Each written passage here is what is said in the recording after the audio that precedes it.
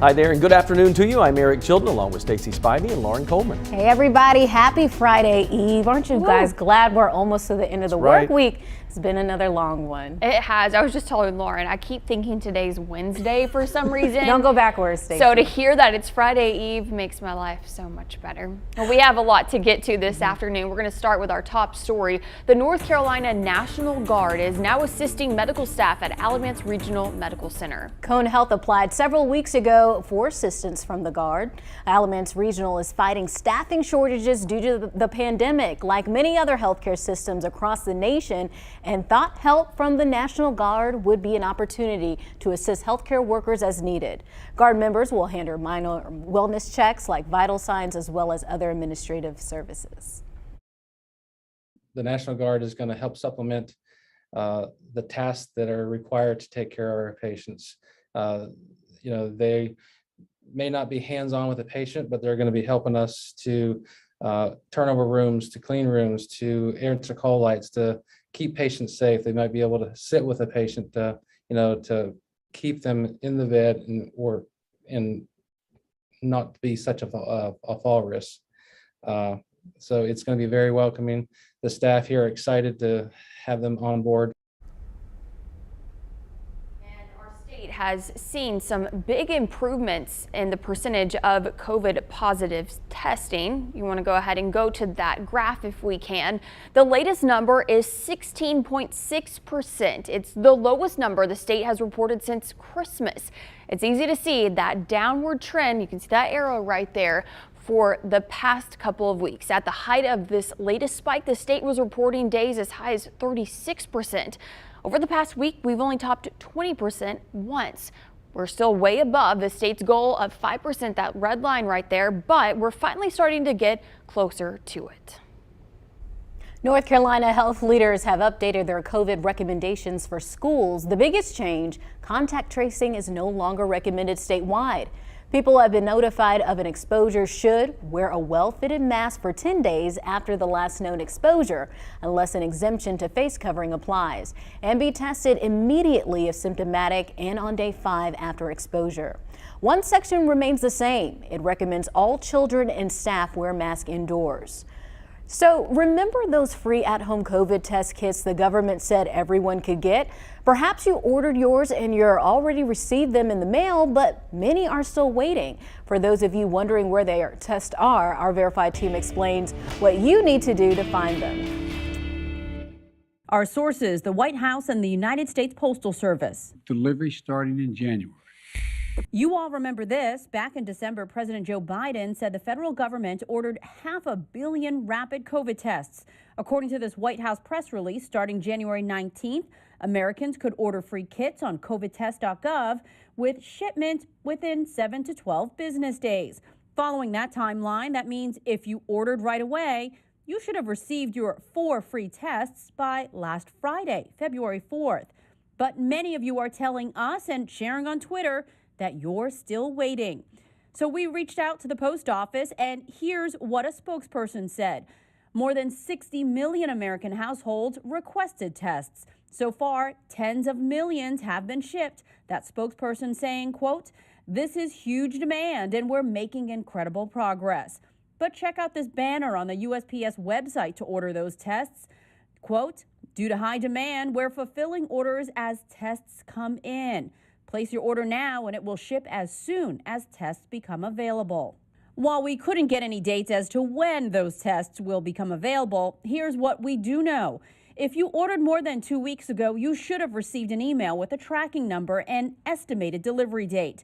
If you're still waiting, you can call or stop by the post office with questions. Or better yet, head to this site, usps.com/help/contact-us.htm. Fill out this online form, but you'll need that tracking number first. Let's get to your 4 to 5 roundup. Republican and Democratic state lawmakers say they'll work together to make the new district maps. The state Supreme Court struck down the old ones last week, calling them unconstitutional. Lawmakers have until next Friday to create new maps. Last night, Republican Senator Leader Bill Berger and Democratic Leader Dan Blue released a joint statement saying both parties will have a say in what they submit. A vote is expected next week. Part of West Academy Street remains closed after a tree fell and hit a passing car in Winston-Salem. The tree fell just before 3 this morning, bringing down power lines with it. Even though the tree fell on a car driving by, police say no one was injured. Officials have not said how long the closure will last. A Florida medical examiner said comedian Bob Saget died from an accidental head trauma.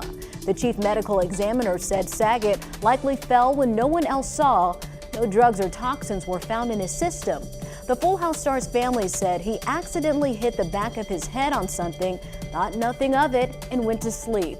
Saget was found in his hotel room by hotel security back in January, and he was pronounced dead on the scene. And help us give a big News 2 congratulations to Good Morning anchor Megan Malaris and her family. Megan and her husband Trevor welcomed their daughter Elizabeth Hadley on Monday. Isn't she just beautiful? Elizabeth is the couple's second child, and her big brother Christian already adores her. Everyone is doing well, and Megan looks forward to returning to the Good Morning show after her maternity leave. Congratulations, Megan. What a cutie. Another cutie in the News 2 family there. We can't wait for us to be able to see her in person. 62 degrees in Greensboro, 63 in Winston-Salem right now. Hey, these are decent temperatures, right? I mean, 64 in High Point, that's nothing to sneeze at. 65 Lexington, Burlington 64. It's all comfortable across the area. Now winds, that's another story. Makes it feel a little bit cooler. Winds 10 to 15. We even see some of them up to 17 miles per hour in Roxborough. Notice we're getting a little bit of that southerly flow, southwest at least, and that will keep us a little bit on the mild side for a couple of days before things change a bit. Overnight lows tonight at 33. We'll see the clear skies. Then tomorrow, lots of sunshine and 65 degrees. Now, again, winds tomorrow, 10 to 15, gusting to 25. A little bit of a blustery day there as we end the work week. So satellite and radar combination across the area. We are fairly clear for now. It's a huge ridge of high pressure. In fact, you have to go all the way up to Pennsylvania and New York State to see anything in the way of precipitation, at least on the East Coast there. Otherwise, we're in pretty good shape. Here's that high pressure we're talking about. We're right centered under that thing, and it will shift a little bit and move on. We're warm in the short term, and then that cold front will come in and change everything for us, especially as we head into next week. Here's your 7-day forecast with 65 for Friday and Saturday. Warm conditions for this time of the year. We should be at 52. And then Sunday morning, we might get a little snow mixed in with the rain, a dusting, nothing to worry about, but 41 for the high. And then for Valentine's Day, it's chilly out there. 25 to start the day. We've got 42 degrees on Monday for a high, and we build back to the 50s by Wednesday and Thursday. Throughout the pandemic, we've seen companies struggle while others found success. One that has continued to build in business, real estate, and not always in the typical way we're used to buying and selling homes. The housing market has been hot. It's crazy, right? It's as hot as it's ever been just because there's such a lack of supply. Something Greensboro resident Keisha Hutchinson wanted to take advantage of with a goal of eliminating all her debt before her 50th birthday in July. I wanted my last chapter to just be traveling and fun and not bogged down by the weight of the bad decisions that I made in the last couple of decades. She wanted to sell her home. Soon, the stress of selling sunk in. Working 2 jobs, trying to schedule showings, and fixing the repairs, it became too much. It became overwhelming to me, and so I got online just to see what was out there. A quick Google search led her to Opendoor. It's a company that buys and sells homes entirely online.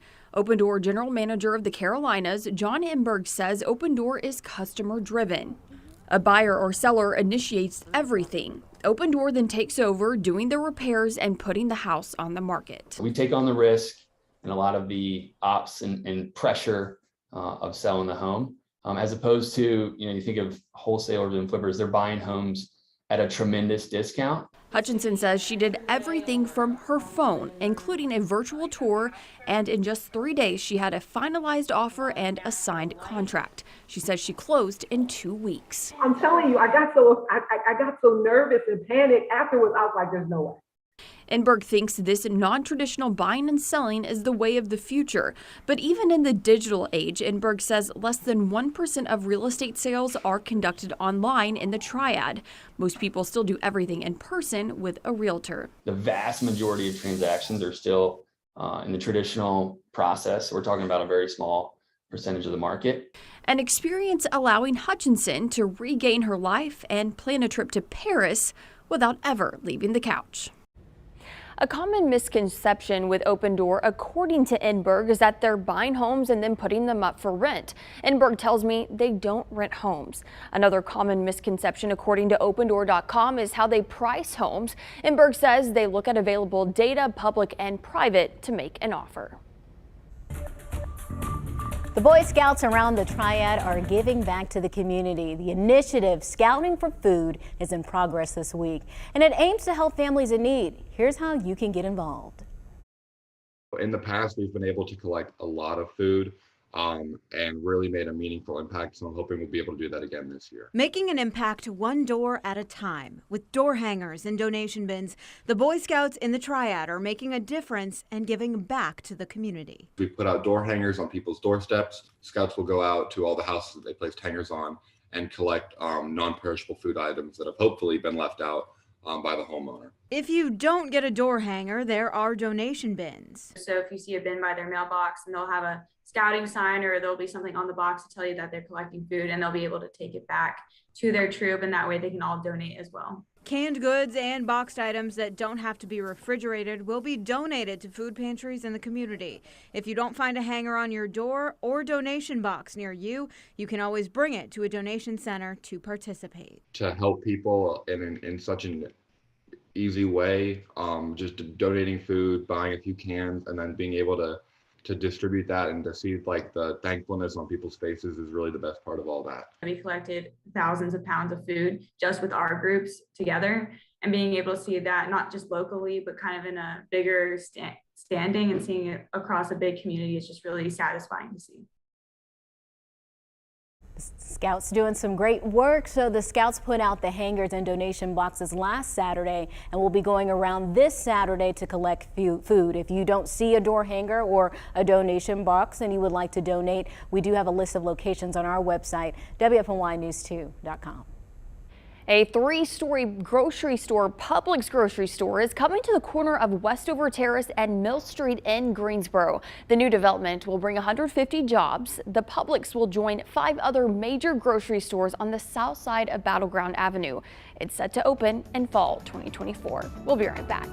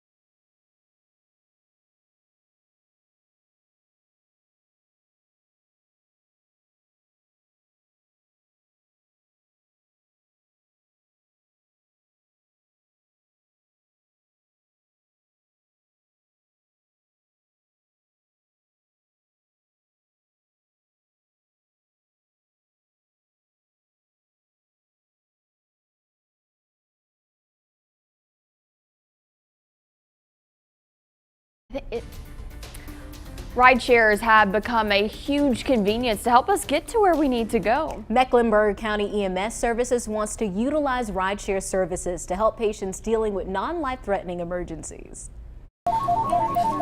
Medican County Fire was the address of the emergency. It could be a life or death situation. You call 911 and an ambulance is dispatched. I'm sending the paramedics to help you now. But sometimes other steps are taken. If you are determined to be a low acuity patient with minor symptoms, we may transfer you over to our nurse advice line who will do a secondary triage of your symptoms. In non-life-threatening situations, if a transport is needed, the 911 operator can schedule a lift for the patient to go to the hospital.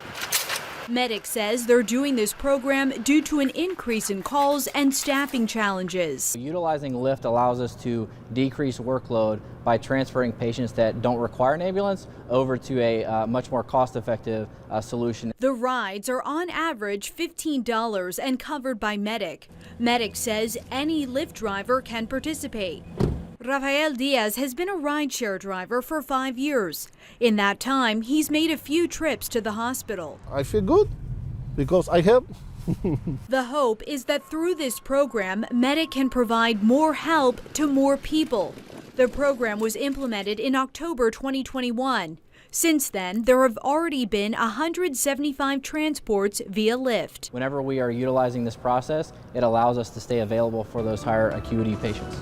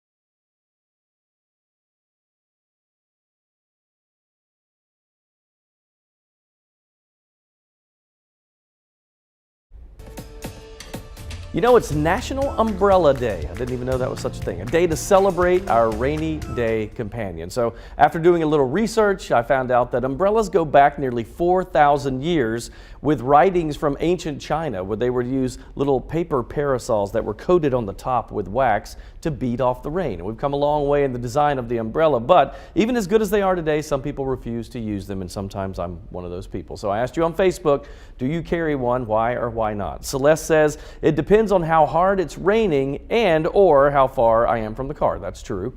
Ruby says, nope, if I needed that, I wear my raincoat, but not carrying an umbrella. Phyllis says, I have one handy for when I leave the house and it's raining or going to rain. Janice says, I keep one in my car and have several in the house. house. Nothing worse than having to meet someone or walking around for hours soaked. Lynn says, well, I tried to use the umbrella, but it usually goes flying away or tears apart, or I leave it somewhere, LOL. And then Scott says, I love this one. Last time I used an umbrella, I was 6. I just finished watching Mary Poppins, thought I could do what she did. I climbed up a tree, jumped out with the umbrella, didn't work out too well. There you go, Scott.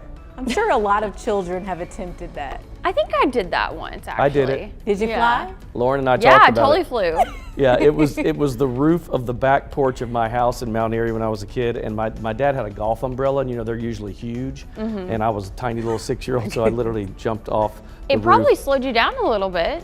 It went like this. It went like that, and I just fell straight And down. did you do you still have like a scar? No, on I your did knee not from get this? hurt, but my mother saw just as I went out of sight. What has he done? She went out there screaming at me. Yeah, I thought I could float a little bit. Do not try this at home. You will not fly. But do you carry an umbrella? I'm like Lynn, the person that said that they leave it places. So I need an umbrella. Do not want to get my hair wet. We can't have it getting huge. But I tend to leave them places. I do too. Yeah. I left mine in Durham a couple weeks ago, and I'm like looking everywhere for it. I'm like, Where's my I umbrella? left it at that restaurant. That happens a lot. I used to use one all the time, but I would say 9 times out of 10, I just wear a rain jacket and put the hood up and run. But I will say, I hate the rain. Yeah, I don't Unless like getting I'm at soaked. home. The worst is like getting your jeans wet, or if you step in Oh, a yeah. puddle It and takes then your forever. feet get Yes. wet. I'm just always like, oh. It's the So I worst. can't stand to carry one because I'll lose it, I'll forget it. It just happens all the time. So I usually am a run inside, run outside kind of person, unless I'm dressed up, and then I will use an umbrella for that. Rain. I know. Rain, go away. Yeah, Are we getting rain soon? We don't have anything till Sunday, so that's we're good. Let's talk about it. Will you need that umbrella over the next couple of days? Probably not for the next couple of days. I will say this: if you were to have one out tomorrow, it might get blown away. Those wind gusts are going up to about 25, 26 miles per hour thereabouts.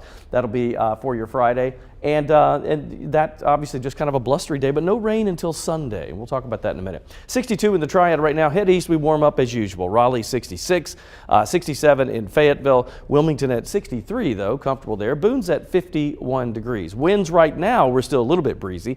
10 to 15. You can see that mostly out of the west to southwest. So that's a warmer flow, and that's why we're seeing those 60s for highs today. Look how clear we are, though. You look all across the East Coast, you have to go all the way up to Pennsylvania to see any precipitation. Now, this is a giant bubble of high pressure that stays in control for us for another day or two. We'll see it here as we head into the overnight tonight. Now we're into Friday morning, and there's Friday afternoon. We're still very warm. Ahead of that front, winds tend to parallel a cold front, so coming in out of the southwest will keep us warm again on your Friday, mid-60s, we think. And watching this as it gets towards Sunday, that's when we could see that front start to move through, and maybe that shower or two that'll be pushing through the area. We'll be watching that very closely. Wind gusts tomorrow, as we mentioned, 26 forecasted for Winston-Salem, 24 in Greensboro. You get the idea. It'll be a blustery Friday, but it will be sunny and warm. 65 Friday, Saturday, 40% chance of early morning rain with maybe some snow there, a dusting, no big deal. 41, a cooler high on Sunday. Valentine's Day, partly cloudy, 42, and next week mostly sunny there, Tuesday, Wednesday, Thursday, 48, 54, and 57.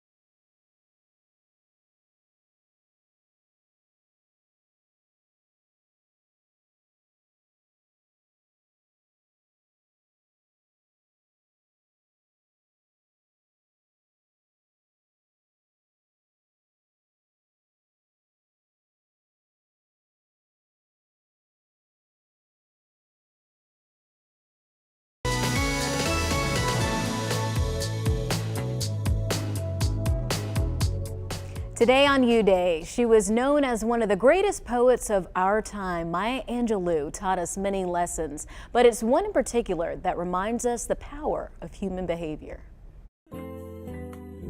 Maya Angelou said it absolutely perfect. When a person tells or shows you who they are, believe them. Now, we have that inward intuition of people, but tend to disregard our feelings because we want to give others the benefit of the doubt. However, that doubt screams loud when that mask comes off. Only time will expose true character. Escape from the grip of those who want to control you. We must learn never to hold a person beyond their set assignment in our lives. Now, remember this point. Some are for a season, some for a reason, and some for a lifetime. Let's stop placing reason and season people in permanent lifetime roles. Keep in mind you become who you surround yourself with, and you don't want to be a them to those in your life. This is Coach Lamont. Make today your best U Day. I'll see you tomorrow.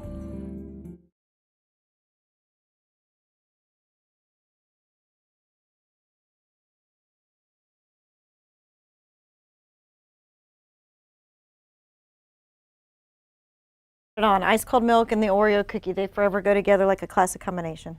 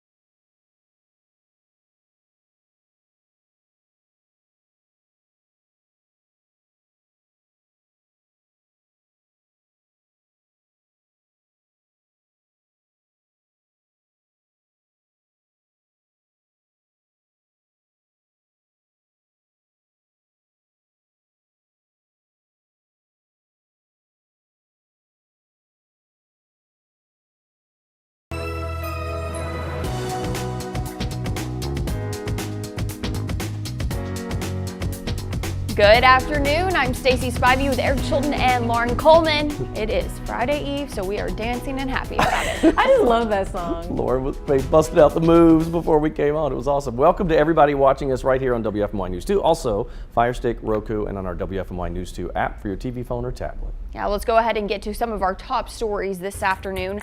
If your wallet hurts after paying at the pump, you're not alone. Gasoline prices reach the highest level they've been in 8 years as the price of crude oil rises. The average price of a gallon of gas sits at $3.47 according to AAA. Gas Buddy says North Carolina's average price per gallon is $3.32, with Greensboro's average price costing $3.31 per gallon. The average price in Winston-Salem is $3.33. The tensions between Russia and Ukraine, as well as inflation, are two reasons behind the spike. That's not the only thing hurting your budget. Inflation is at its highest rate in 4 decades as due to a number of things: excessive amounts of federal aid, low interest rates, and high consumer spending. And it doesn't appear to be easing up. The Federal Reserve announced last month those low interest rates will go up next month. Higher rates will raise the cost for different forms of borrowing, such as mortgages and credit cards to auto loans. Dollywood Parks and Resorts is taking some of the pressure off its employees by covering 100% of educational costs. The company will pay full price for tuition, fees, and books for any employee pursuing their education. Full tuition coverage starts on the 24th. Eric? Wow. Yes. The boys need to apply for a job at Dollywood. I thought about that. In fact, I'm already thinking, because one of my sons, one of the twins, is already in Tennessee, right? I know he's a good distance from Gatlinburg, but I'm thinking if he could do part, or if he worked there in the summer, does that count, or do you have to be full-time? I'll bet it's full-time. Yeah. Maybe it's like 50%. Like maybe they'll cover half of the tuition. I'm gonna look it up. I mean, Dolly, in my eyes, can do no wrong. Seriously. I think she is just incredible. She, funded millions of dollars for vaccine research before we even had the COVID-19 vaccine. And now look what she's doing. I mean, college is just crazy. We're still paying off student loans on my husband's college tuition, and we will be for a while probably. And I know a lot of families across the nation that are dealing with that. So this is going to be very, very helpful for a lot of people. She's so giving. She's done so much. But I also want to talk about that inflation, these gas prices. So I went to get gas yesterday and it went up to 40. I haven't paid that much in, I don't even remember. I was just looking up like, this can't be real. By the way, our producer Tasha just said in my ear, it is part-time counts. So my son's going to Gatlinburg this summer. He doesn't know it yet. Just need to find somewhere to stay this summer. That's right, I'm gonna work on that. Gotta work on that. Okay, well, let's go ahead and get to your 4 to 5 roundup. A massive anti-vaccination protest in Canada is starting to impact U.S. businesses. The protesters, mainly truckers, are blocking the Ambassador Bridge between the U.S. and Canada border. That bridge alone carries 25% of all trade between the nations. The protests are causing production disruptions for Ford, GM, Toyota, and Chrysler's parent company. The Department of Homeland Security warns a group of American truckers may be planning something similar starting in Los Angeles and traveling across the country to end up in Washington, D.C. by March 1st. That's when President Biden is slated to give his State of the Union. The CDC is reviewing its guidelines for U.S. doctors prescribing oxycodone and other opioid painkillers. 6 years ago, the agency issued guidance to slow prescriptions down, which contributed to the opioid epidemic. Now the CDC says some doctors are too quick to cut off patients taking prescription painkillers and too strict in keeping painkillers away from patients who might need them. Proposed changes would roll back suggested limitations. There is a 60-day public comment period, which the CDC will consider before issuing final guidance. A public health advisory for some creeks in Winston-Salem has been lifted. The advisory was put in place for Muddy, Mill, and Monarchus creeks after chemical runoff from the Winston Weaver plant fire contaminated creek water. Yesterday, officials revealed they had a better idea of where the fire started, but they are not sharing that information at this time. The FORSYTH County Sheriff's Department helped handing out sleeping bags today to the community's homeless. The Sheriff's Department partnered with the United Way of Forsyth County to collect sleeping bags after seeing a sharp rise in the number of people living on the streets there. There are shelters open in the county, but they're operating at COVID capacity. There are also 2 overflow shelters and a white flag shelter running. Despite the extra space, there are still an estimated 250 people out in the cold every night, so these sleeping bags will really help. All right, we'll talk about a forecast. By the way, I've already texted my son. We're looking into Gatlinburg. I'm going to see if I can make this work. 51 in Boone, 62 in the Triad, Elizabeth City at 63, 50 in Lexington, Kentucky, and 60 if you head back toward Nashville. Looking pretty good across the southeast, big ridge of high pressure controlling our weather, and that means tonight we'll see 33 degrees with clear skies. That high tomorrow at 65, mostly sunny, windy, and warm. Speaking of winds, out of the west, 10 to 15, gusting to around 25 tomorrow, so that will be a little bit of a windy day in the afternoon period. May hang into Saturday Saturday as well, but I think it'll start to relax by Saturday. Sunday, we're watching a system that could bring us a little rain and maybe some snow in there. No major accumulation. This could be just a dusting at worst. So we'll watch for that. But in the meantime, the high pressure really keeps us nice and clear and warm too. As that moves on to the east, clockwise flow of winds around that brings our winds out of the south, and that's why we see that 65-degree high temperature for tomorrow. Hold that into Saturday too. 2 good days there. And then a little rain overnight Saturday night could turn into a little snow mixed in. Again, no major accumulation. And 41 degrees for the high on Sunday. Valentine's Day's chilly too. We're at 42, but clearing out. And we look for sunshine in 48 and 54 for Tuesday, Wednesday, warming to 57 by Thursday of next week. It's the kind of Valentine's Day proposal you see in the movies. The main star of the show? Yep, the ring.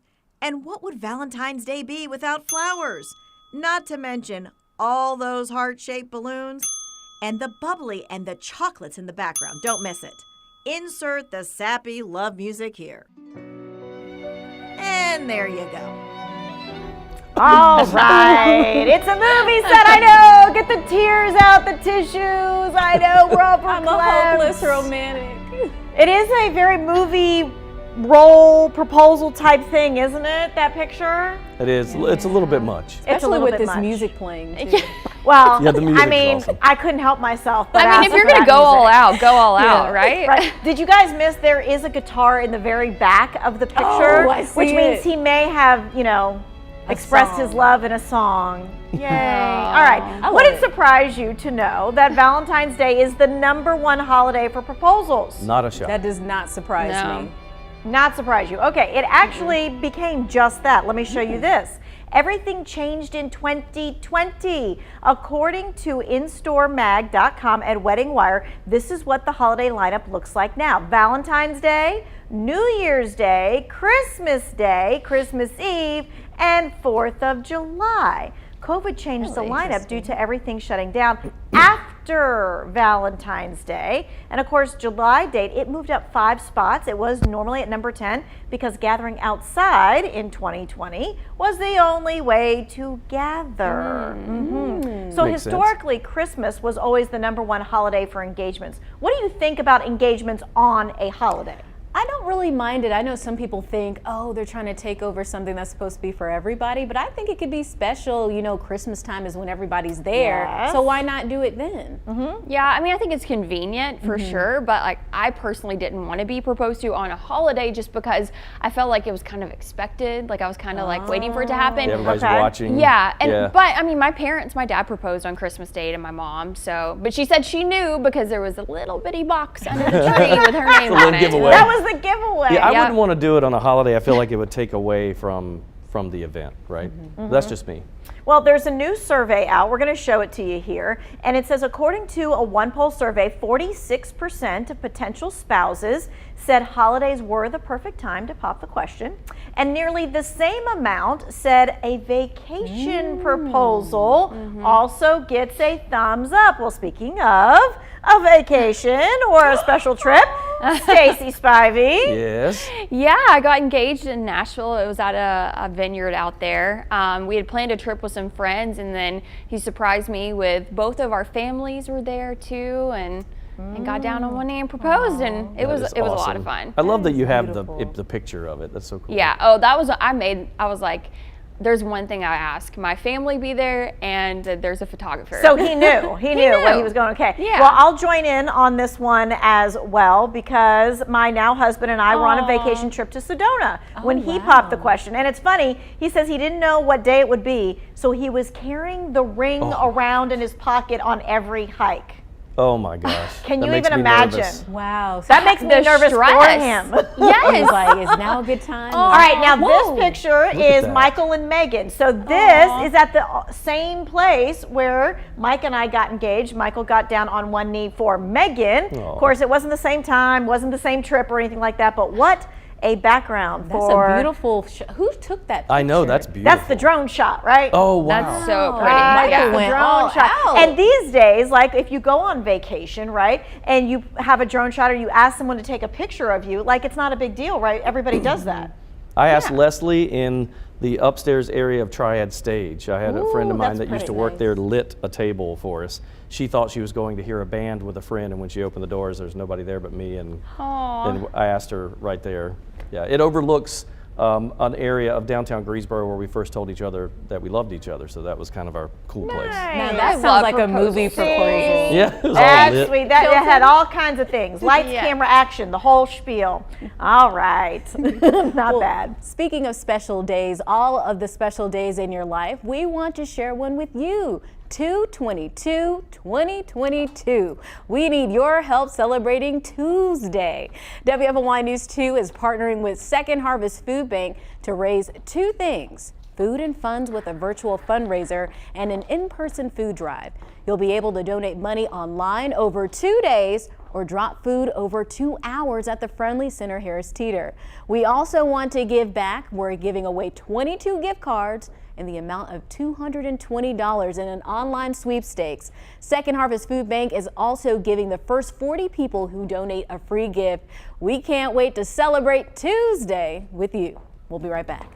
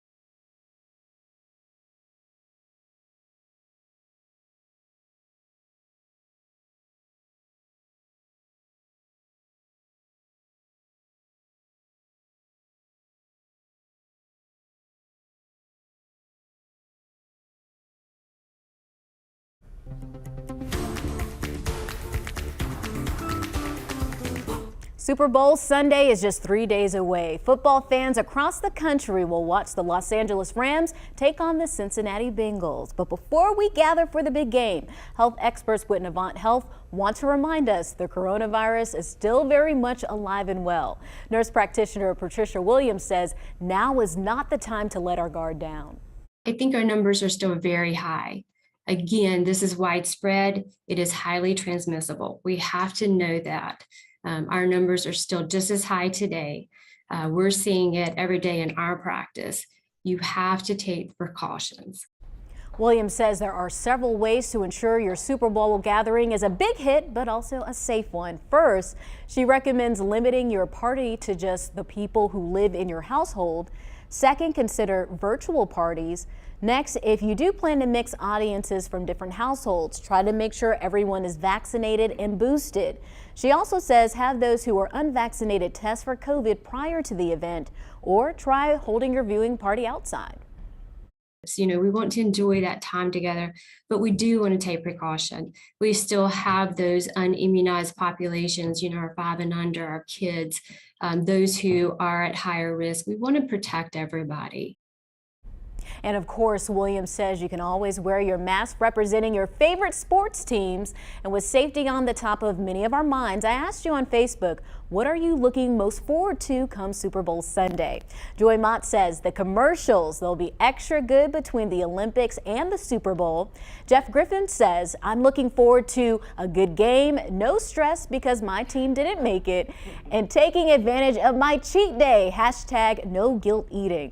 Joe Nappy says, come halftime, I'll be watching the Puppy Bowl. And Aretha Carter wrote halftime show, and then Mark Kilcrease says, not seeing the Cowboys. LOL. Mark! Lots of cowboy haters in the world. There really are. I agree with the no stress because your team's not in it. So I've adopted the Bengals this year, which is hard for me because the Rams growing up, that was my second favorite team. Really? But I have some close friends that are big time Bengal fans, so I got to go with them. Yeah, you sound and the Triad. Jumping on the bandwagon this year. I am. Yeah, I guess I'm just looking forward to the food and halftime. Yeah. Commercials too, right? Or do you care about the commercials? I love the commercials. I think they're really, the Super Bowl is a social time for me. It'll be fun just to like hang out with people, right. You know. So you're the person at the end that goes, who won? Yeah. When everybody's up screaming. Yeah, because I'm like talking and eating and I'm the on same my way. phone. I was like that in high school at the games too, walking around talking to people, not really paying attention to the But game. if the Cowboys were in it, I'd be paying different attention. story Yeah. for you. Different story. Food-wise, favorite Super Bowl? That's a hard question. That's a hard one. Okay, I have a couple. I like the Rotel. I like the little meatball things. Yes. And I like the buffalo chicken dip. Like I said, I make a really good buffalo chicken I'm dip. holding you to that because that sounds good. Yeah, I want to try some. I'll make you guys some. Okay. All right. Good. Yeah, I'm ready for the cheese dip. What about you? Yeah. Everything and all. But I'm with you. Any dip. I'm all about the dip and chip. Yep. Well, let us know on Facebook your favorite.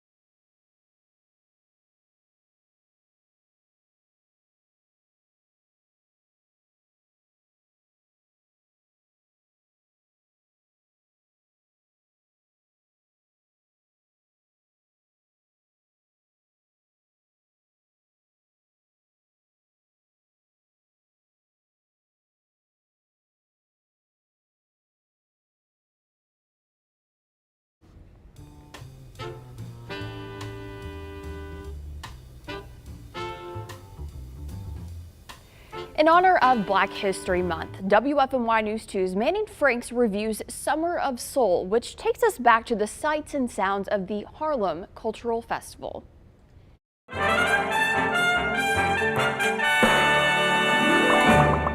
I've come to the realization a few days ago that for every review that I've done for News 2 Reviews, I've highlighted a narrative feature. I think that's a disservice to the other artistic storytelling mediums out there. So I searched for a documentary to really sink my teeth into. One that I've heard high praise regarding is last year's Sundance U.S. documentary winner, Summer of Soul.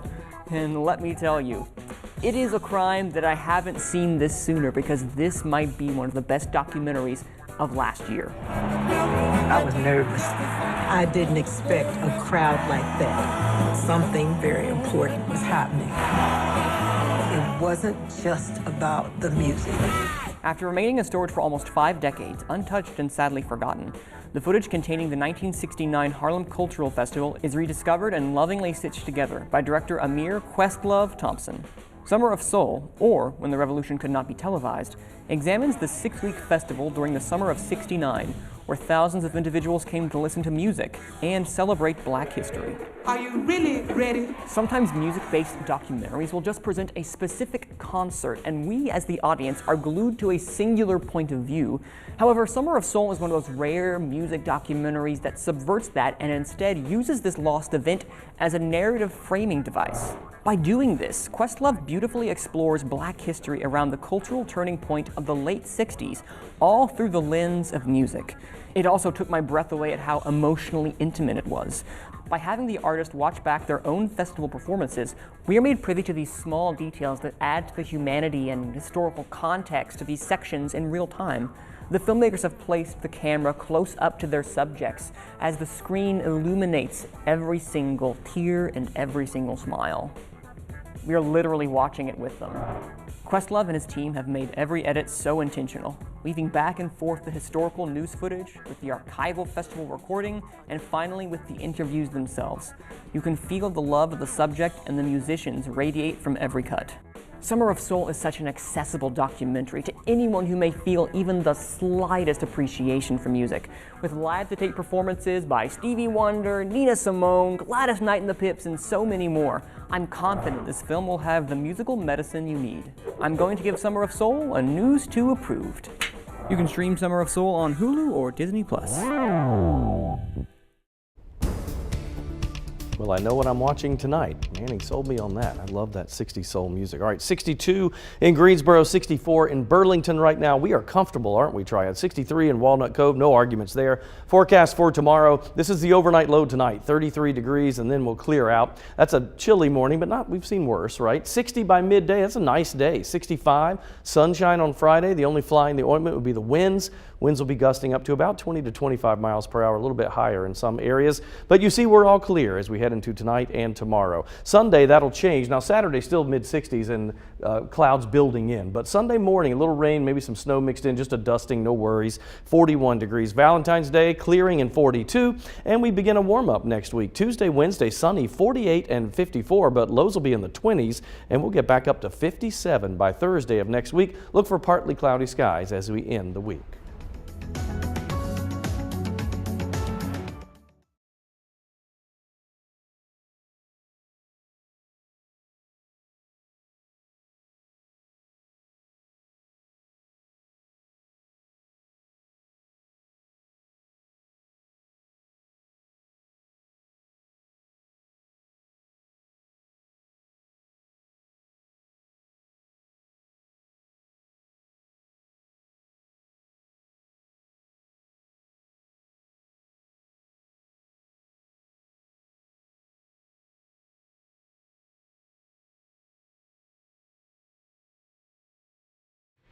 Oh. No, I still read that. 1, 2, 3, 4. Uno.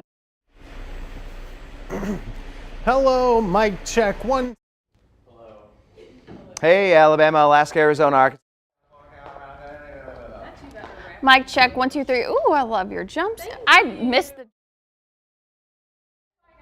1, 2, 3, 4, 5, 6, 7, 8.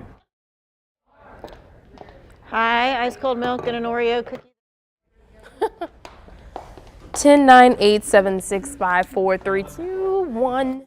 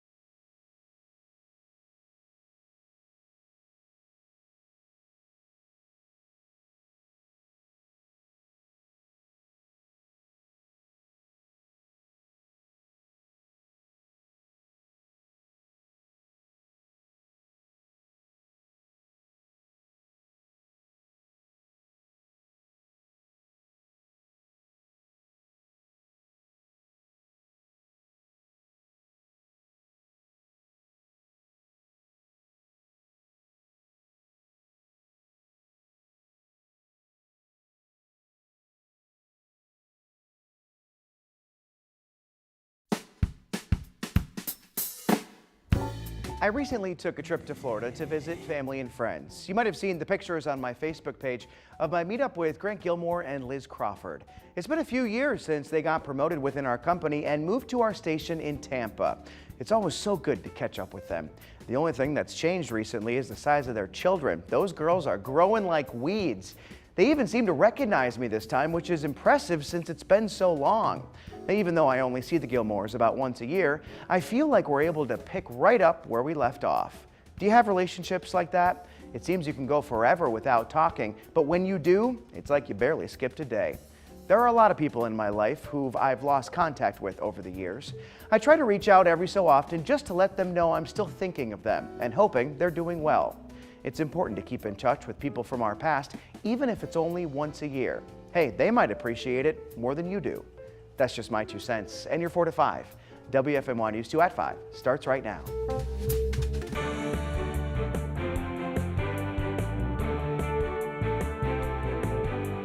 Changes coming to a controversial law dictating how North Carolina teachers are granted time off. A new law last year required teachers to use their own money to pay for a sub if they wanted a personal day without giving a valid reason. But as WFMY News 2's Avery Powell found,